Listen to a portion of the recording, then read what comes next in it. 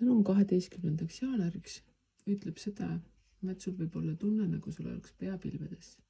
Sa unistad, sa mõtled, sa ei ole üldse kohal. Aga võib-olla ongi hea vahetevahel ka unistada, mõelda, mitte olla päriselt selline materiaalne, töötav, tegutseja. Võtagi aeg maha, unista. See ei ole alati halb, mõnikord on meil ka vaja sellist puhkehetke, mis ongi pigem täiesti mitte vajalik tegevus. Selles mõttes, et lihtsalt olla, lihtsalt puhastuda, lasta enda mõtted lendama.